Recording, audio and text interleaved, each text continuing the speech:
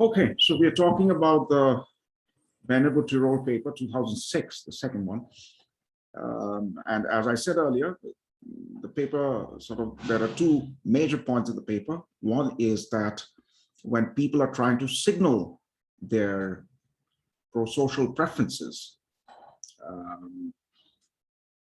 then that gives rise to the possibility of multiple equilibria. Right? We could have an equilibrium where the social norms and expectations are such that people are expected to signal their virtue by doing pro-social actions, doing actions which benefit others. That way they signal to others that they are good people. They have sympathy and generosity in their hearts. And some sort of virtual action with positive externalities becomes the vehicle of such signaling. So that's a good equilibrium. So people donate blood, they act in generous ways, they display civic sense, they don't litter, and so on. But with the same fundamentals that society can get trapped in a bad equilibrium where good actions are not read to be significant, they are not interpreted as a signal of generosity, and as a result, people don't undertake such actions. So that's a bad equilibrium. Now, the other point in the paper, which I'm going to focus on today, is the phenomenon of crowding out. So broadly speaking, the point is that monetary incentives, rewards or penalties, which try to encourage good behavior, may actually backfire. It may have exactly the opposite effect. We saw experimental papers, empirical papers, which showed us such a phenomenon occurs. For example, in the daycare experiment or in the blood donation experiment, and so on. So we'll create a very simple, or we'll take this simple theoretical framework, we'll tweak it a little bit more, and we'll see that this sort of crowding out can very well arise in a rational model of signaling, virtue signaling. So the model that we have adopted so far will not give us crowding out, but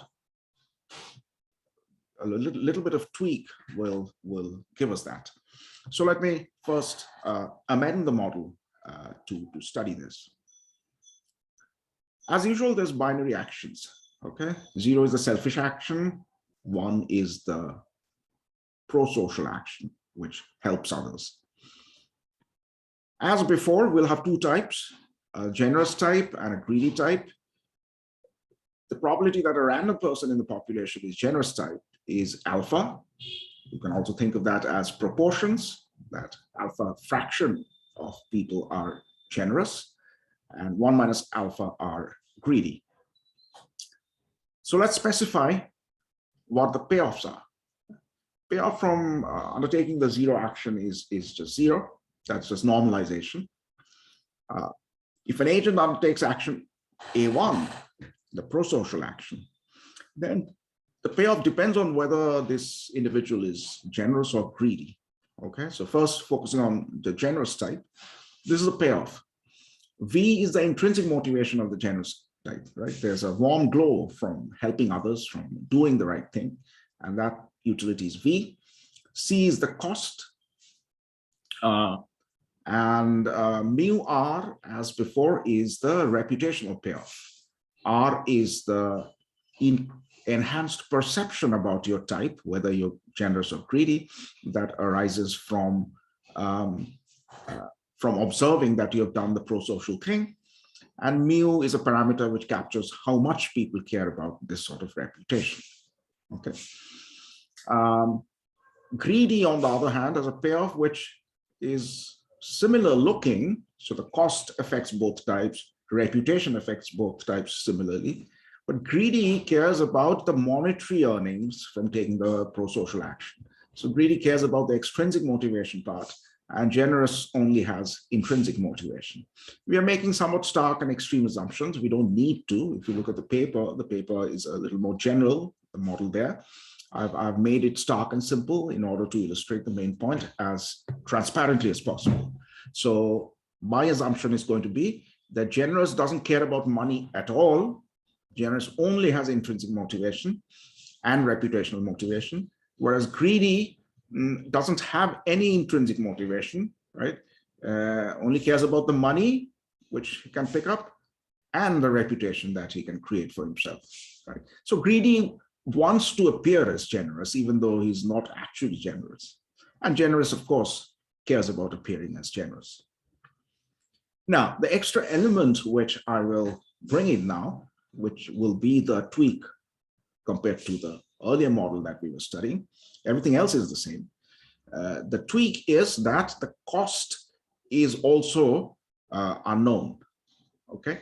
So the cost to any individual could be either a low value or a high value, okay? And the probability that the cost takes a low value is Q. And the cost realization and the type realization, whether an individual is generous and greedy, will assume to be statistically independent, right? And their private information. So now there are two aspects of the individual that are unknown to observers. One is, what is the type, generous or greedy? And the second is, what is the cost of undertaking the pro-social action? So the underlying idea is as follows. Take the blood donation example.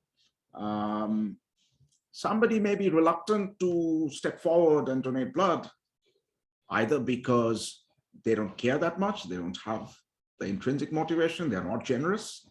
That could be one possible reason. The other possible reason is their costs may be high, okay? Maybe on that day they have some important meeting, or they are not feeling very well. They have some, family matter to attend to, and so on and so forth. So all of that is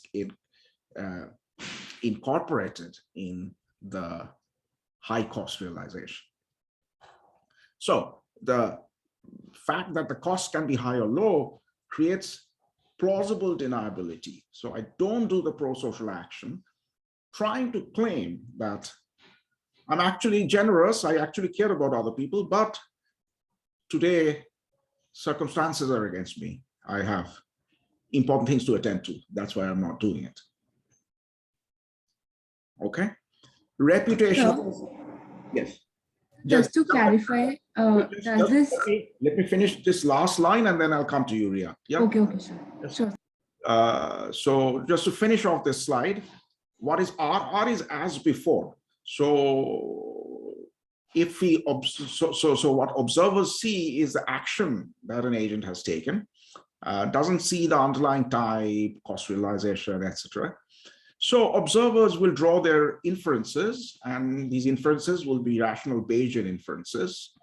They'll be based on the actual strategies followed by the generous and the greedy types, and the high and the low cost types. So once an agent is observed to do the pro-social thing, action choice is equal to 1. Based on that, we observers will do Bayesian updating and calculate the probability that this is actually a generous fellow. And if we observe instead the zero action, then we'll do a different Bayesian updating, but we'll arrive at some other probability. This probability will typically be lower, as we'll see. And this gap is the reputational payoff, R. So R is going to be obviously endogenous in the model. Yeah, it'll depend on what the actual strategies of the various types are. Okay, Ria, go ahead with your question. So I was just clarifying whether this means that there can be both low and high cost people in both greedy and generous types. That's right. Yeah. So alpha fraction of people are generous. Out of them, Q fraction are low cost, 1 minus Q fraction are high cost. Likewise, 1 minus alpha fraction are greedy. Within that group, there's Q fraction who are low cost and 1 minus Q who are high cost. So there are 4 possible combinations. generous high cost, generous low cost, greedy high cost, greedy low cost. Yes. And their fractions are respectively alpha times q, alpha times 1 minus q, 1 minus alpha q, and 1 minus alpha, 1 minus q. Got it, sir. Okay, so we'll impose some restrictions on the parameters. These restrictions just make the model interesting. They draw our attention to the interesting cases. Okay.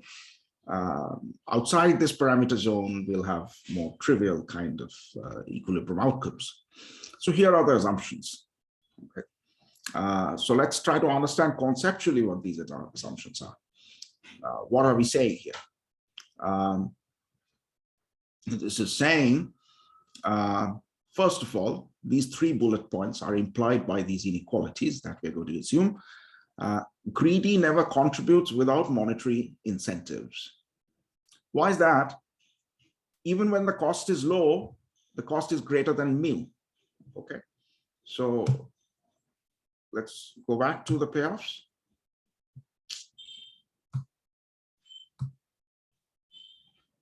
This is greedy's payoff function, right? If there's no monetary incentive, that means y equal to 0. The maximum reputational payoff is mu times 1, right? That's the upper bound on how much reputational kick you can get. And our inequality is telling us that even if your cost is low, it's still bigger than the maximum reputation you can enjoy, right? So that means that if monetary rewards are 0, the greedy types will never contribute, even if they expect their reputation to get as high a kick as possible. The second implication of these inequalities is that generous will always contribute if cost is low. CL is less than V.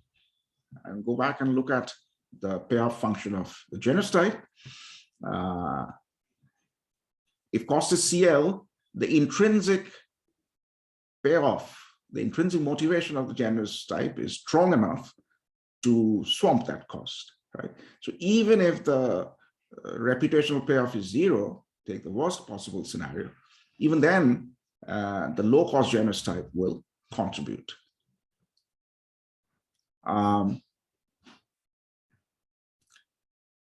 Another thing is, when cost is high, generous contributes only if there's enough reputational gain, and that's coming from this inequality. Okay, CH is bigger than V, so just the warm glow of doing the right thing and being helpful to others is not in itself enough when costs are high. Okay, you need some extra payoff coming from this last part, the reputational payoff part, for the generous type to contribute to do the pro-social thing when his cost is high. So all of this amounts to saying the following. Of the 4 possible types, right, high cost generous, low cost generous, high cost greedy, low cost greedy, 2 of the types will display behaviors which we don't need to worry about. I mean, they're apparent right from the start. Namely, the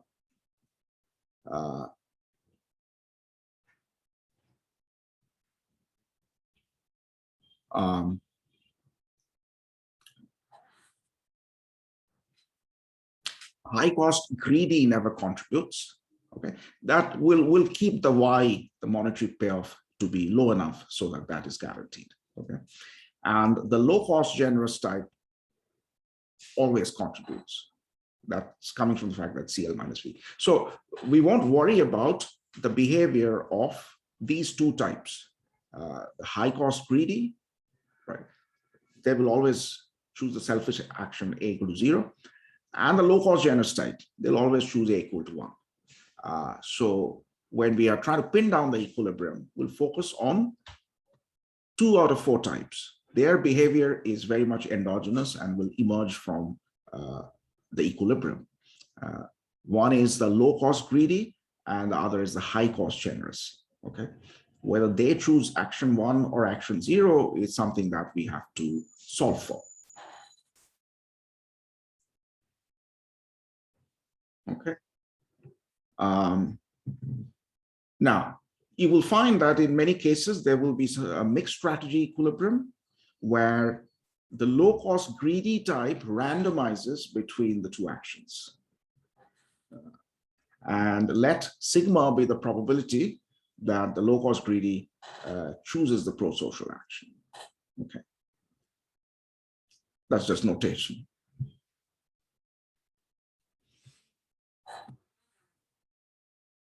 Okay. So there will be three kinds of equilibria. Okay. For any parameter combinations, the equilibrium will be, there will be a unique equilibrium, and that unique equilibrium will be one of three kinds. And which kind of equilibrium will arise will depend on what the monetary payoff is, or what the extrinsic motivation part is, how much monetary reward has been announced for pro-social actions. So first,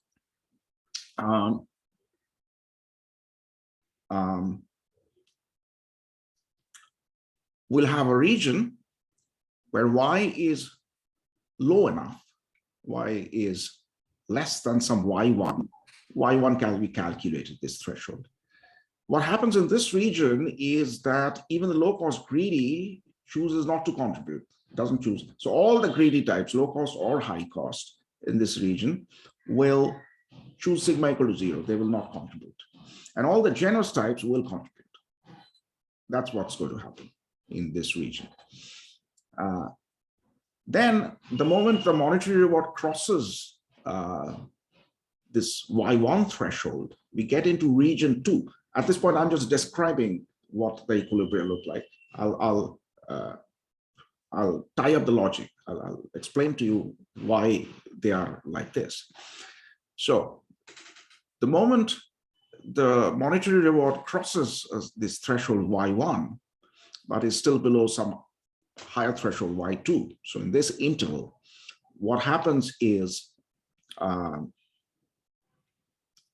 the high cost generous type continues to contribute, but the low cost greedy type starts randomizing. With some probability, the low cost greedy types will choose action 0. So in the first region, the inference is going to be very stark. All the generous people choose the pro-social action. None of the greedy people choose the pro-social action. So by observing what the action choice is in region 1, we can conclude for sure whether this is a generous or a greedy type. So the inferences are very sharp. There's no ambiguity about what the type is. In region 2, that is no longer true. In region 2, still all the generous people contribute, whether they're high cost or low cost, but some of the greedy people choose the pro-social action.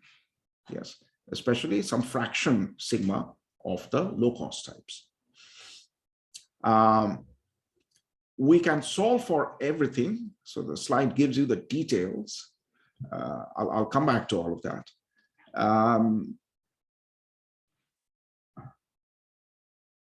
Then we have region 3.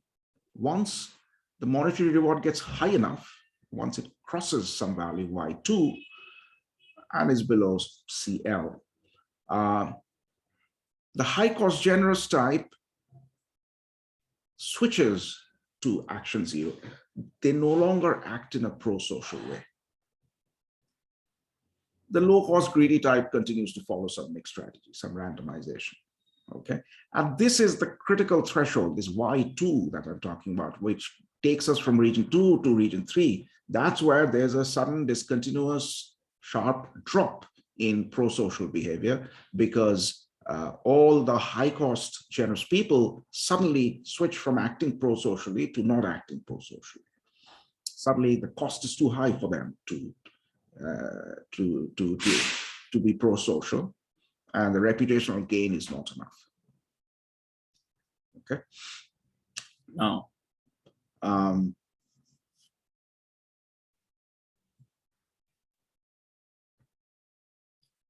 so let me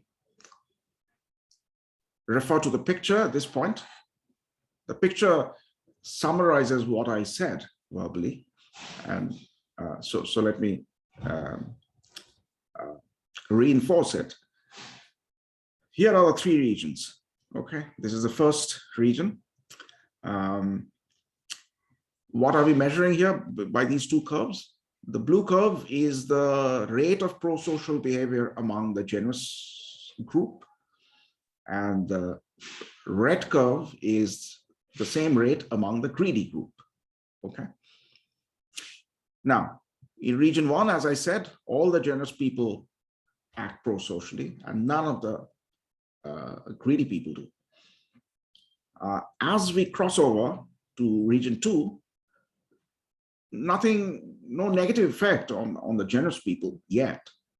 The greedy people are now suddenly contributing more and more because there's more money on the table. Okay, so that's enticing more and more of the greedy types, and so their rate of thing is going up. So from 0 to Y2, monetary incentives, extrinsic motivation, has the usual expected effect. Right? It increases pro-social behavior all the way up to this point Y2. The interesting phenomenon occurs when we cross over Y2. Okay, as the picture shows, among the generous people, the rate of pro-social behavior drops from 100% to Q. Why? Because all the high-cost members of the generous group, they suddenly stop acting pro-socially. So you have this sharp drop. And we can also show that among the greedy types, there will be a drop, right? The fraction of the greedy types who contribute will also have a downward jump. So at this point, there's a discontinuous downward jump in the rate of pro-social behavior in the population, including both the groups.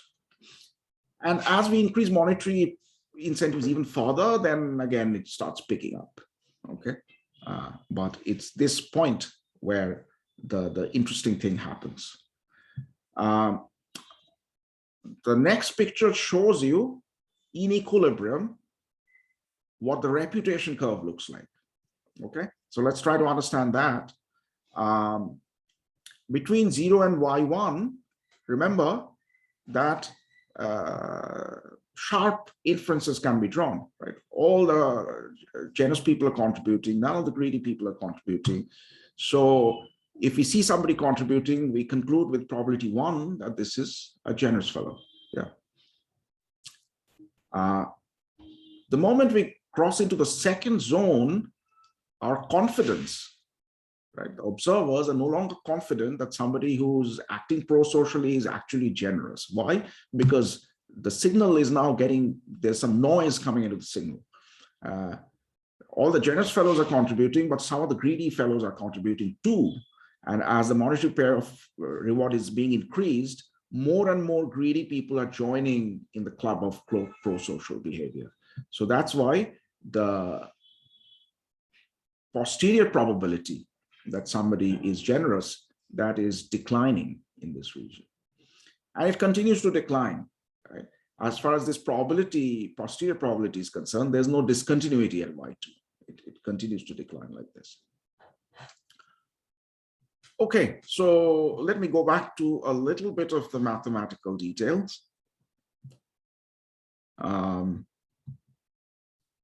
let me go back to region 2 and explain what's going on over there and how all the numbers are printed down.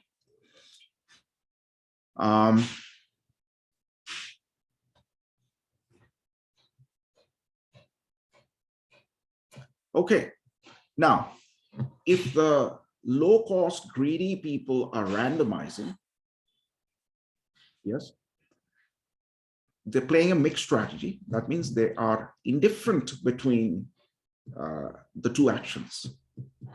They face a trade-off. If they choose the generous action, they face a cost.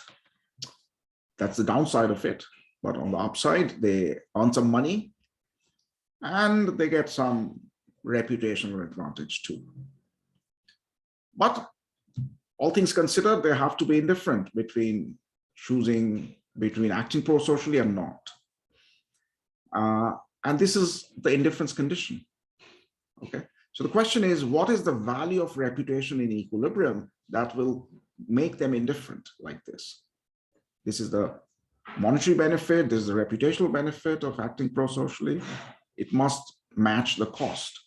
Okay, so from this equation, we can infer that reputation has to take exactly this value, okay, to keep the low cost greedy type indifferent.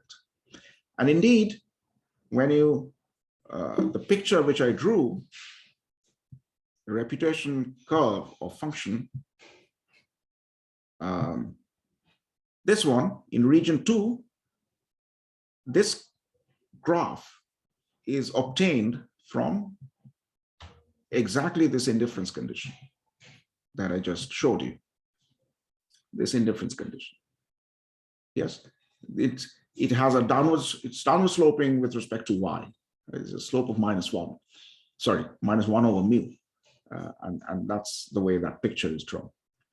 Now, the property of region 2 is that the high cost generous types have to be happy to contribute. They must strictly prefer to act pro-socially. That's how region 2 has been defined. Okay, the low cost greedy types randomize, and the high cost generous types strictly prefer action 1. We have taken care of the indifference of the low cost greedy type. Now we have to make sure that the high cost generous type still strictly prefers pro-social actions. Now, to make sure that is true, let's do the following. Let's calculate another threshold R star. What is R star? R star is the minimum value of reputation which will make the high cost generous type indifferent. Yes. R star is such that the high cost generous type who gets the payoff V, the intrinsic motivation part, and mu times R star, that's the reputational payoff part. So that adds up to exactly their high cost, which is CH. Okay. So what is the threshold reputation? What is the minimum reputation that these guys need to compensate for the high cost that they face? Right. So from that equation, we can calculate R star. So as long as in equilibrium, they're getting more reputation than R star, more reputational payoff, they're happy. They'll continue contributing. So in region 2, to tick the last box, to make sure that the high cost generous people are happy to contribute, we need to make sure that this R which will make the greedy types indifferent, low cost greedy types indifferent, this reputation is still greater than R star, the reputation that the high cost generous people need to be acting pro-socially, right? So this inequality makes sure that we are in region 2 and haven't crossed over into region 3. So R star has been calculated in terms of parameters. Ry has also been calculated in terms of parameters. So once you insert the values, you get this inequality. Y, the monetary reward, has to be less than this threshold for us to remain in region 2. And once, so this is our Y2, this is the second threshold where things discontinuously jump down. Okay, once the monetary reward crosses this value, suddenly Ry, the reputation that's needed to preserve indifference for the greedy types, that drops below R star. And then what happens is that the generous people suddenly lose interest in pro-social actions. They switch to the selfish action, A equal to 0. So once again, if I go to the graph,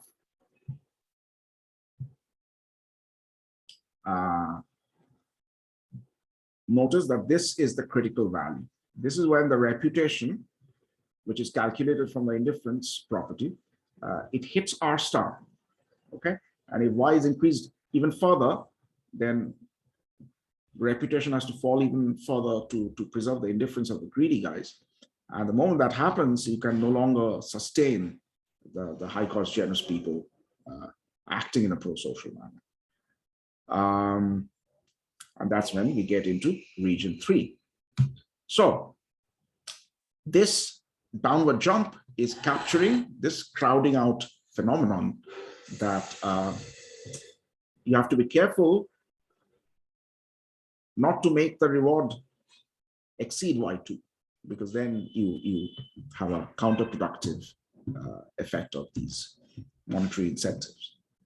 Of course, if you increase the monetary reward significantly, right, if you cross even CL and go all the way up, at some point,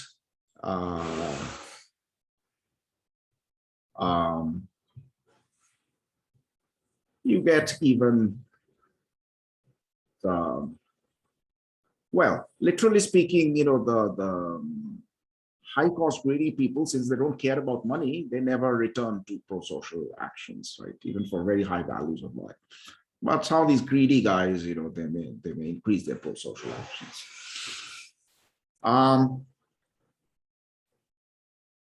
Okay, questions?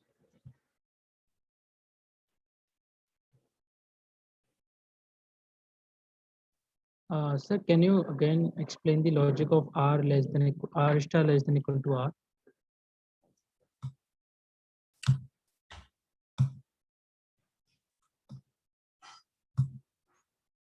So we are focusing on region 2. Okay. What is the property of the equilibrium in this region? The property is as follows. The low-cost greedy people, they randomize. Yes. And the high-cost generous people, they choose action 1, the pro-social action. That's how region 2 has been defined. We want both these properties to be true as long as we are in region 2. Okay, so take the first piece of this. The low-cost greedy people are supposed to randomize. That means they ought to be indifferent between the pro-social action and the selfish action. Now the question is, what reputation gain? There's only one reputation gain. Given a Y, a monetary reward, there's a certain value of reputation which will keep them indifferent. So what is that value? Of course, that value will depend on how much money is on offer, right? So it's a function of money. So the reputation that will preserve indifference for the low-cost greedy types is calculated in this line, right? The greedy people, their monetary payoff is Y, their reputational payoff is mu times RY, and their cost of contributing is CL. If these two are equal, they're indifferent. So from that indifference condition, we can calculate R of Y. Again, R of Y is, for the monetary reward Y, the reputational value, the reputational gain that has to exist in equilibrium to justify the mixed strategy of these guys. So that way we have calculated RY, all right? Now, we also have to make sure the second property of region 2 holds, namely the high cost generous people should strictly prefer the pro-social action. Now, the way we do it is first we look at the high cost generous people's indifference. Okay, what value of reputation will keep those guys indifferent? So that's what R star is. Yes. So that gives us this calculation. This is R star. So RY is the reputational kick, which keeps the greedy people, the low-cost greedy people indifferent. R star is the reputational kick, which keeps the high-cost generous people indifferent. Okay. Now, since in equilibrium, the low-cost types are randomizing, the equilibrium value of reputation has to be RY. Okay. To make sure that the generous types continue acting pro-socially, all we need to make sure is that this reputation is no less than R star. R star is the minimum reputation that the generous, high-cost generous people need. And as long as this RY is no less than that, we can maintain this sort of equilibrium.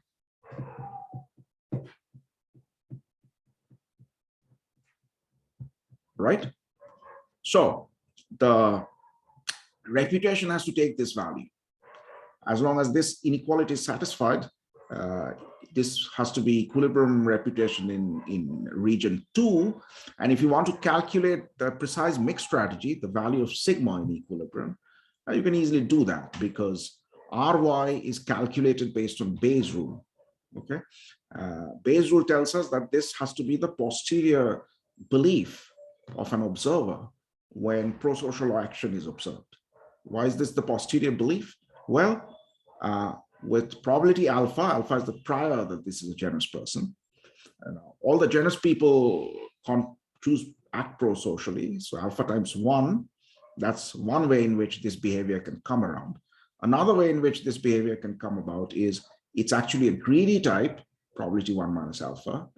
And that greedy type has low cost realization, probability Q.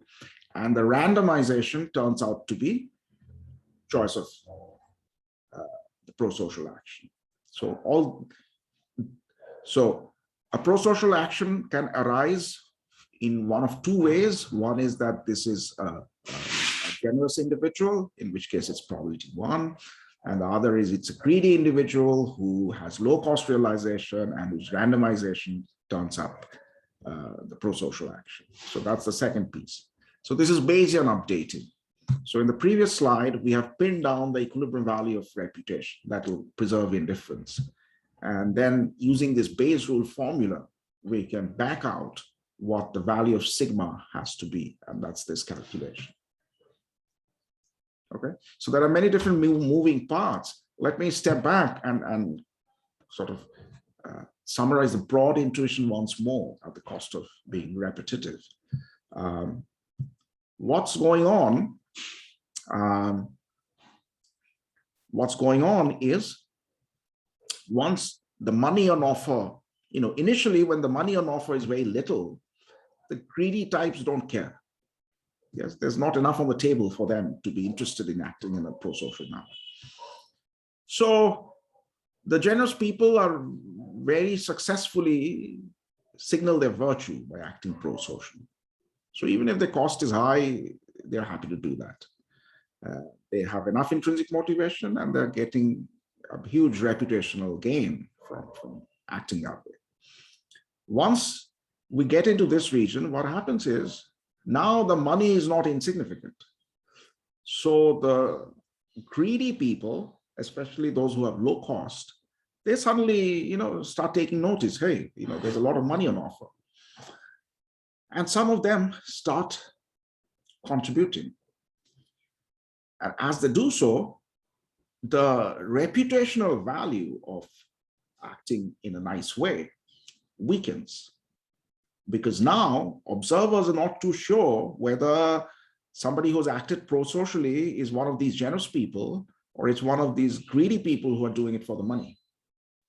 So as more and more money is put on the table, the reputational gain from acting pro-socially starts getting weaker and weaker.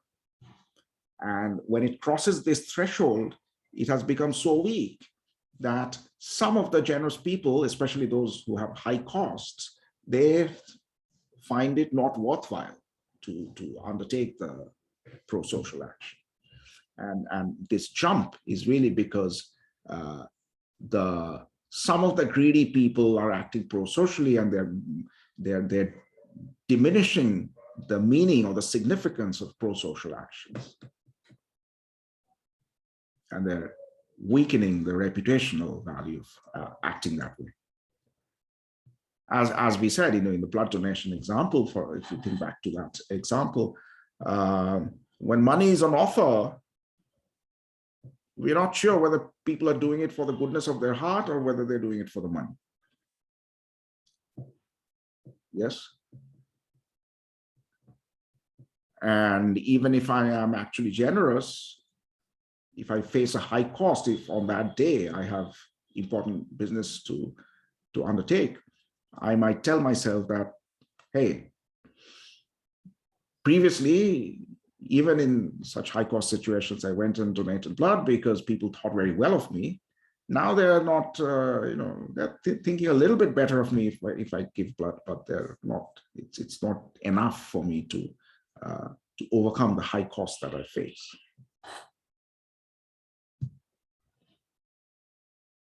Yes. Any questions? So as with all economic models, you should try to understand it at different levels.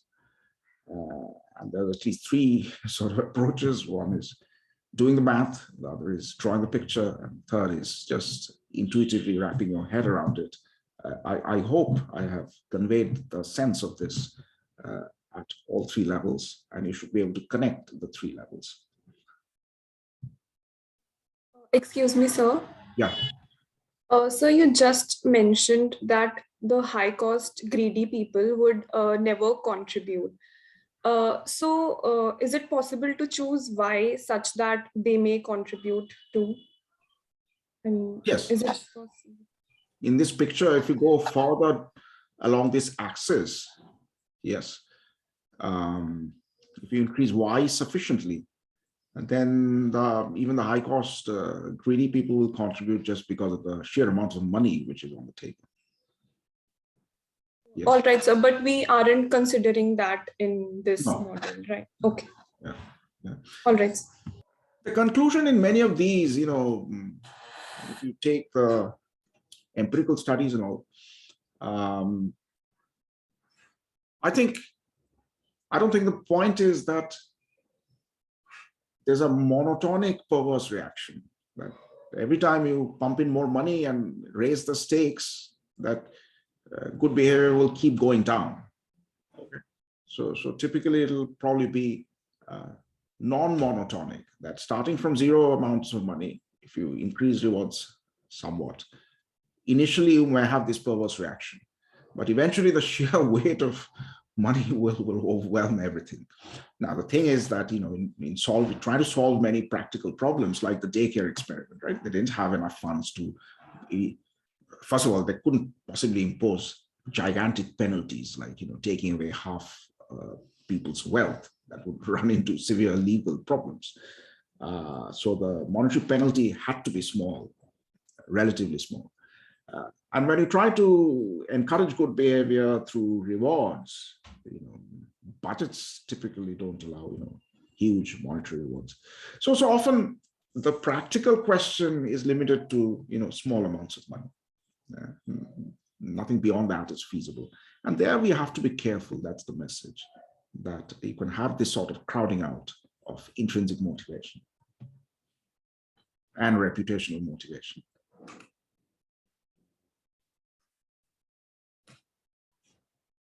Yeah.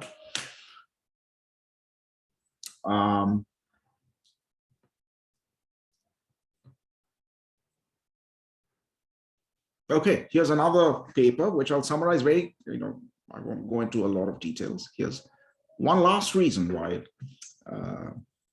sometimes monetary incentives may backfire. So this is from this paper by Dan Ariely and others. And they did these experiments. One was in India, in Madurai, and another version was in the US among students of elite universities.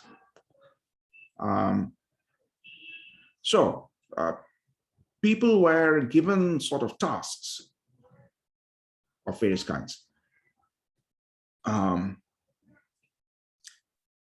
And they were divided into three groups, and they had these prizes depending on their performance in these tasks. Okay, if they perform at a high level, they would get this. In the first group, the prize was 400 rupees. In the second group, the prize was more modest, right? So for good performance, prize was 40 rupees.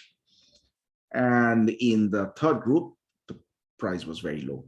So essentially in this experiment, the stakes were varied, okay? And the tasks also were not just one kind. Some of the tasks required creative thinking. They were like puzzles. Some of the tasks require memory, so it requires concentration, and some were like motor skills, for example, just counting beans. In the case of the students, motor skills involve, sort of typing out a text and so on.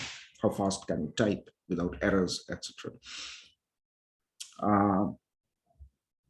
So very good performance on full reward, good performance on half the reward, and bad performance on 0 reward. In the case of the Madurai subjects, they were drawn from relatively poorer sections of society. So the per capita monthly consumption for these sorts of households is about 500 rupees. So in the high treatment case, the price was non-trivial. It was pretty big. It was close to a month's earning. Okay. For the students, the stakes were small. But in the Madurai case, the variation in the stake was high enough. So normal incentive theory would suggest that people perform better when the prize is bigger. Yes, that's more of a motivation to apply yourself, to bear the cost of thinking hard and trying hard and so on. So we would expect performance to go up from 4 rupee from the low stakes group to the medium stakes group to the high stakes group. Now, what they actually find is a non-monotonic effect. You go from low to mid-level, well, improves a little bit, but when you go to very high stakes, performance actually drops instead of going up. Now, these experiments, the subjects, their anonymity was closely preserved. So it's hard to imagine some kind of reputational motive. So the two kinds of theories that we have studied, they don't seem particularly relevant over here. One important sort of treatment variation, which gives us some insight, is for the students, this surprising pattern only arose for mental tasks, right? Like puzzle solving. When those kinds of tasks were at play, and they increase the stakes from low to medium to high, you see this sort of non-monotonicity. For purely motor tasks, right? Mechanical, physical tasks like, typing a certain number of words. There, we don't see this. There, with increasing stakes, performance actually goes up. So that suggests, what does that suggest? That suggests something like what they call choking under pressure. That when the stakes were high, it's not that people were not motivated to work hard and apply themselves and perform well. They were a little too motivated. Yes, they got nervous, they got stressed out. There was a big carrot dangled in front of them, and they were trying very hard to get that carrot, but they thought, what if I cannot? I'll have so much regret. It's like the way players freeze in a big game, for example. In sports, we often discuss that some players raise their performance in a big game, some players actually don't perform up to their skills because they get nervous. Their thinking gets clouded. So that's the bottom line over here. And experimental design does a decent job of bringing out this phenomenon. So let me kind of summarize what we have seen. Incentives can be counterproductive, monetary incentives. We have seen these experiments, and there are others. What are the possible reasons? Have we gained some insight as to why monetary incentives may backfire? Well, we have seen it from more than one angle, understood more than one reason. One sort of crude, simple reason is this domain switching mental accounting argument that certain certain kinds of things we have in one part of our brain as social duties or obligations. When money is brought into the picture, maybe we switch those same things to another part of the brain where we now start thinking of these things as like market transactions. That these are not duties; these are things we do for money.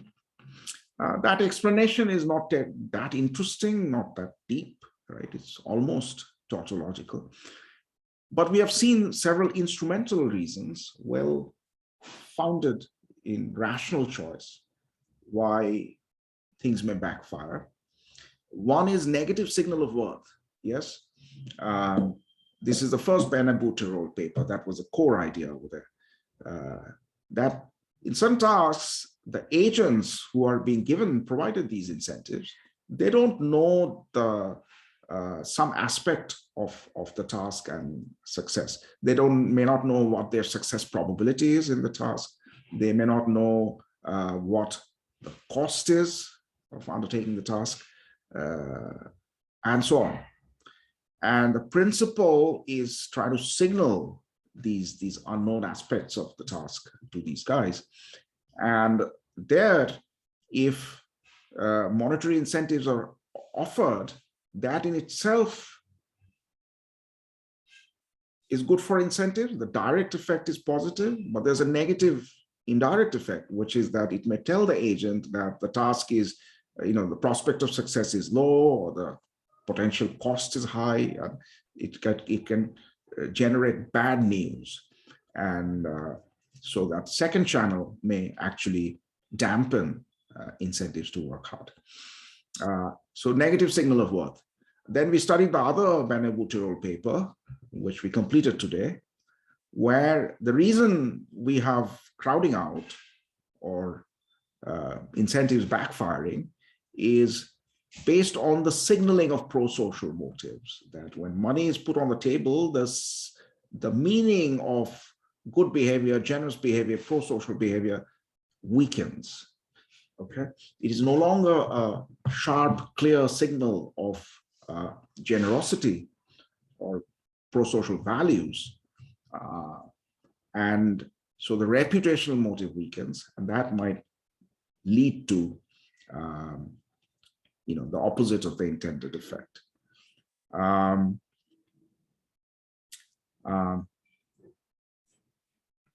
This is something which it may weaken the reciprocity motive. Remember, in the blood donation case, I was talking about the argument of Peter Singer. And finally, the choking under pressure phenomenon. Okay. So all of this discussion and all of these reasons that we have seen, they also give us some clue as to which kind of domains and which kind of problems may lead to this sort of perverse effect. Okay. The arguments of Benabou-Tirole are based on intrinsic motivation. Yes. So there are many tasks, sort of mechanical jobs where intrinsic motivation is very hard to posit. Okay. Salespeople, I don't know, selling stuff, people doing mechanical work on the field. There's hardly any intrinsic motivation to do that, right? It's crunch work. And their standard incentive theory should apply. What we have to be careful about is the kind of actions like donating blood, like, not littering on the streets, kind of actions where our ethical and value system sometimes tells us that we should do these things. We shouldn't act in a crass and selfish manner. It is for those sorts of things that monetary incentives have to be very carefully, if you want to introduce penalties and rewards, we better be very cautious about it. We should think twice before. Maybe we should do some pilots and trials to see whether they work or not.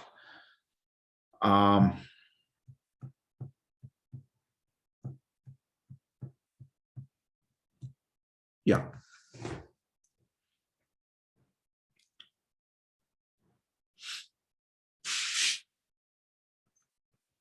Questions?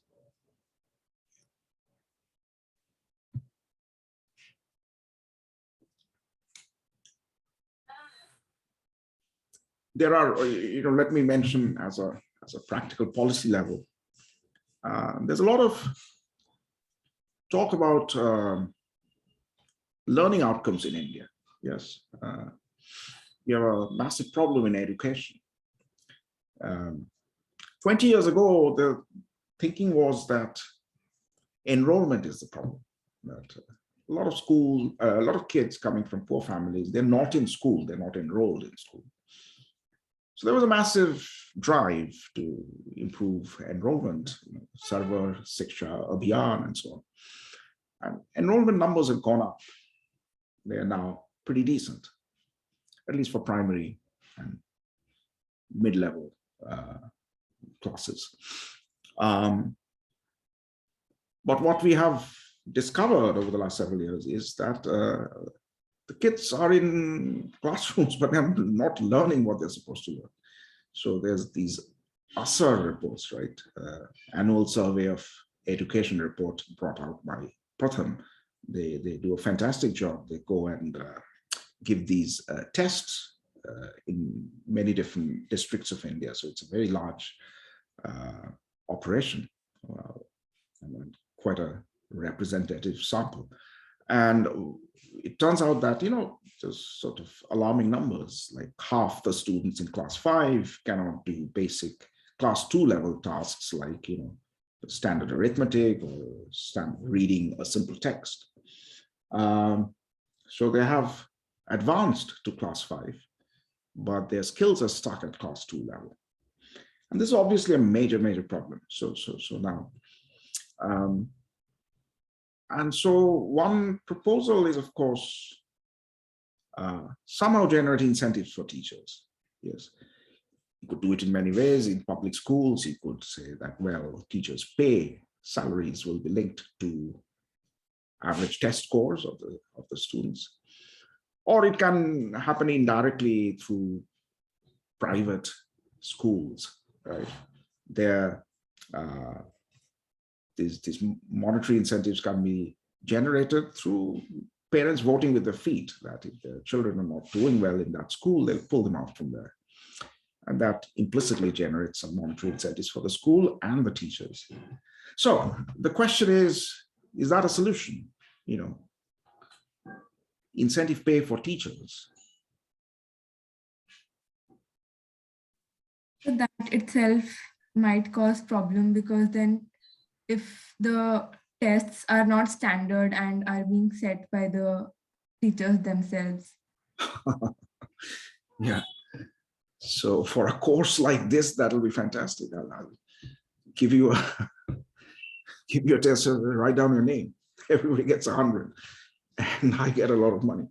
But that apart, kidding apart, for primary and secondary schools, of course, it has to be tied to tests which are not administered by the school and the teachers themselves. It is administered, it is written and administered at a higher level.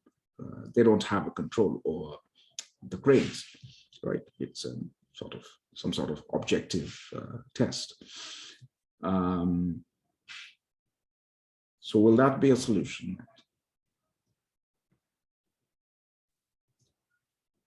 No, sir. I think that will work as a demotivation for teachers. So basically, in long term, there might be not enough people seeking for teacher jobs as such.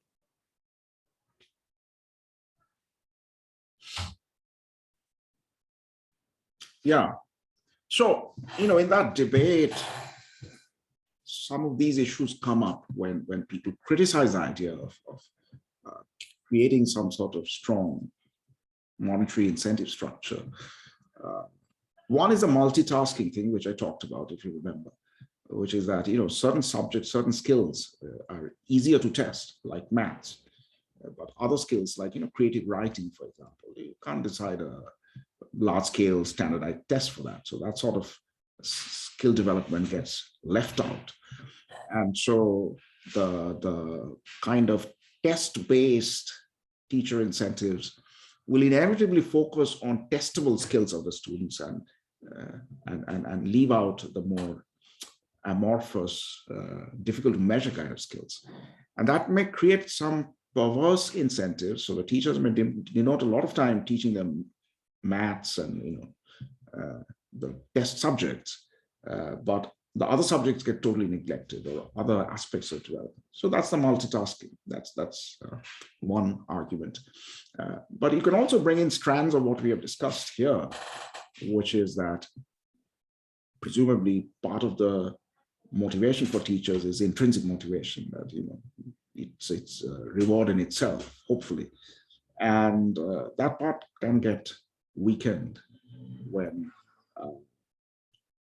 when all of these monetary incentives are brought in.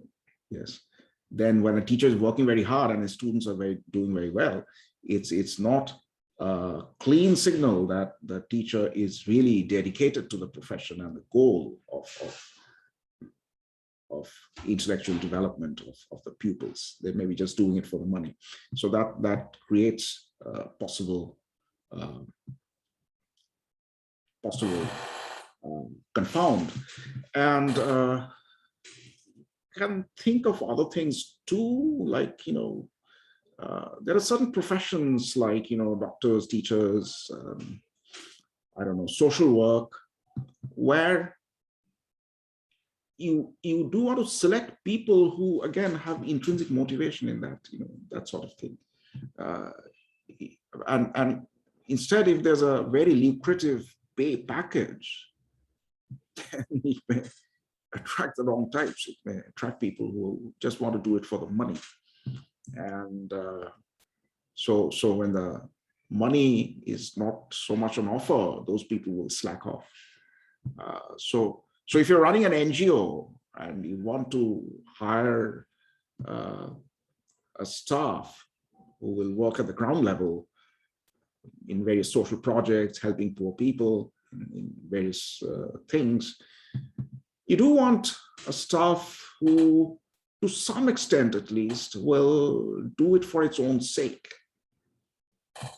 Yes. And that's where a very attractive pay package initially is something that you may want to reconsider. Yeah.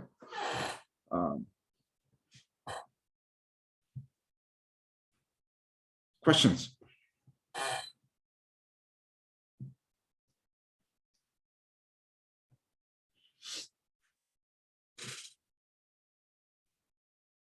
None?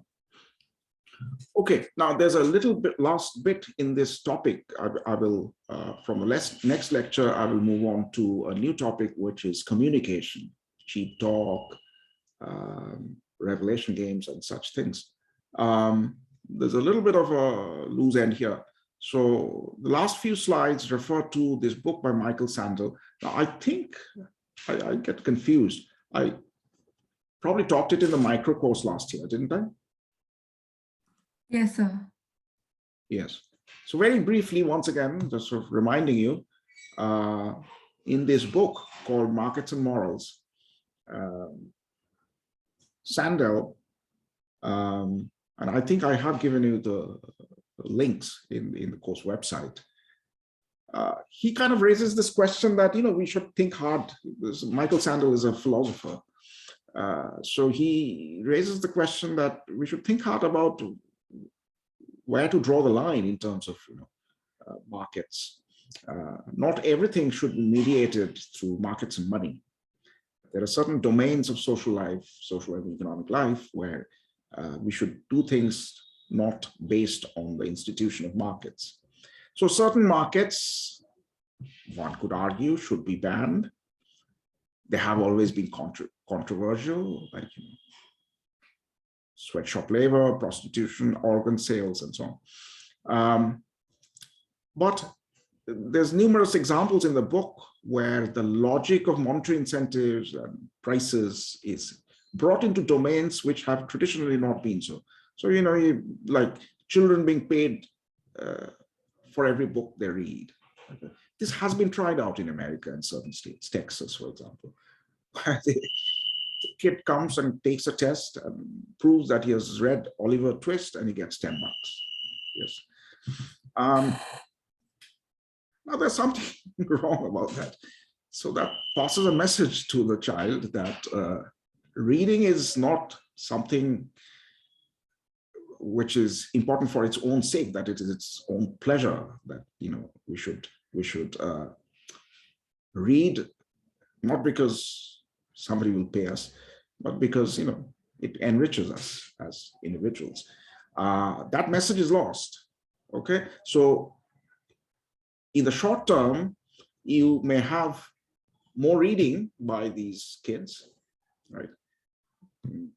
But in the long run, once they're out of the school system and these monetary rewards are no longer on offer, they'll stop reading.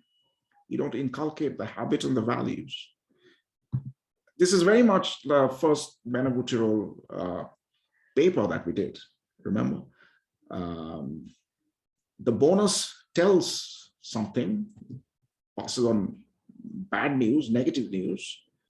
And so temporarily it may prop up good behavior, good choices, but only temporarily. Once it's withdrawn, we have a bad long-term effect. So exactly the same with reading, yes. It tells, the implicit message is that reading is very onerous, it's unpleasant. That's why they're offering money. So I'll plod through the book, I'll take the quiz and get the money, but later I won't read for its own sake. So in the book, Sandel's objections are twofold, essentially. If you crystallize what he's saying, there are two major objections why everything shouldn't be opened up to the price system and money. One is what he calls corruption, and this is exactly what we've been discussing so far. So the argument is that if you bring in a transactional element and a monetary incentive part, it may actually corrupt some of the intentions, it may demean the value of what is being done. Okay, and so this is what we have been talking about. That's what he calls corruption. The other objection which he has is inequality, in particular, the aversion to inequality in certain domains more than others. So, you know, many of us may be comfortable in making the following claim, that I don't care if iPhones or private jets are very unequally distributed in society. Who cares? It's a luxury goods. Not everybody has to have it. Yeah, it's not a great tragedy if you don't have the latest, greatest smartphone or even fancy cars and so on. Fine if it's concentrated in a few hands. But if healthcare and education are highly unequally distributed, right? If you have a healthcare system where a person who has clogged arteries, heart arteries, at imminent risk of heart disease, heart attacks, doesn't get the attention, whereas the medical resources go towards, you know, plastic surgery for the rich instead of heart surgery for the poor. That many of us will find abhorrent, much more abhorrent. Yes, and Michael Sandel indeed finds so. So he's saying that, okay, in these domains, if the income distribution is highly unequal, that means luxury goods will be highly unequally distributed, and that's fine. Let's leave it to markets and prices as far as those goods are concerned. But healthcare, education, certain things we should protect and we should ring fence them instead of letting those scarce resources go to the highest bidder. We should adopt other allocation devices like lotteries or queues and stuff like that. Okay. Now, that kind of leads to a discussion about if we care about the distribution, what kind of system should we adopt? Is it a price-based system, or should we adopt the pure price system? Should we adopt the pure rationing system, right? No prices, or whatever, fixed prices for everyone. People apply, lots are drawn. like DDA flats allocation, and whoever's name comes up in the lottery get it. So I'm not going to get into that right now. I had a little model. Maybe I'll come back to this later and talk about it more.